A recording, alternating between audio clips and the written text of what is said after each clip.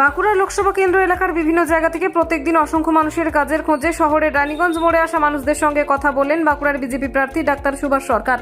রবিবার সকালে স্থানীয় শিব মন্দিরে পুজো দিয়ে তিনি শ্রমিকদের সঙ্গে কথা বলেন। এখান থেকেই মূলত শ্রমিকরা কাজের ডাক পান। এই বিষয়ে বলতে গিয়ে ডাক্তার সরকার বলেন, এ রাজ্যে কোনো শিল্প নেই। গত 13 বছরেও নতুন কোনো শিল্প আসেনি, ফলে মানুষের কাজের সুযোগ অত্যন্ত কম। সেই কারণেই উপস্থিত শ্রমিকদের সঙ্গে প্রধানমন্ত্রী বিশ্বকর্মা যোজনা নিয়ে আলোচনা করেছি। আজকে সকালবেলায় যারা কাজের আশায় বিভিন্ন মোড়ে এসে দাঁড়িয়ে থাকে, কে এসে তাকে নিয়ে যাবে, এই একটা ভয়ানক পরিস্থিতি, যে কোনো ব্যবস্থা নেই। তো তাদের সঙ্গে কথা বলে প্রধানমন্ত্রীর যে পিএম বিশ্বকর্মা স্কিম, এই সম্পর্কে তাদেরকে সচেতন করলাম। তাদের প্রত্যেককে বললাম, বিশ্বকর্মা স্কিমে নিজের নাম দাখিল করো এবং তাতে যে অ্যাপ্লিকেশন নাম্বার পাবে সেটাও আমাদের জানাও। তার মধ্যে দিয়ে অনেক সুযোগ সুবিধা পাওয়া যাবে। আর এর সঙ্গে সঙ্গে এটা তো খুব সত্য কথা যে পশ্চিমবঙ্গে শিল্প নেই, এবং গত 13 বছরেও, আগের 35 বছরে তো হয়নি, আর 13 বছরেও কোনো নতুন শিল্প আসেনি, বরং পুরনো শিল্প বন্ধ হয়েছে। যেমন সিঙ্গুর থেকে তাড়িয়ে দিল তাদেরকে।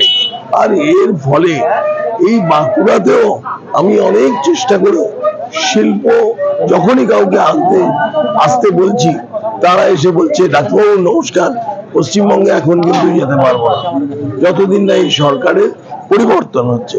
সমস্ত সারা ভারতে যারা শিল্প উদ্যোগপতি, তারা সকলে কিন্তু পশ্চিমবঙ্গের সরকারকে ভয় পায়। তার কারণ তাদের প্রেরণায় অসংখ্য লোক কাটমানির জন্য চলে আসে।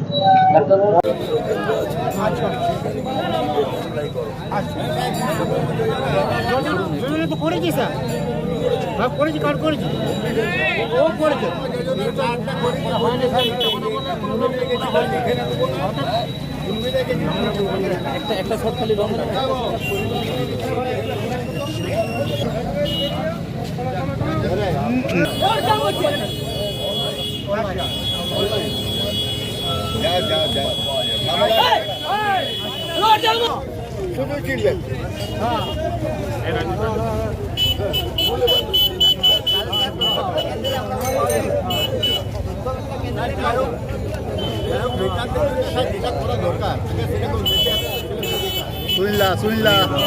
সুনীল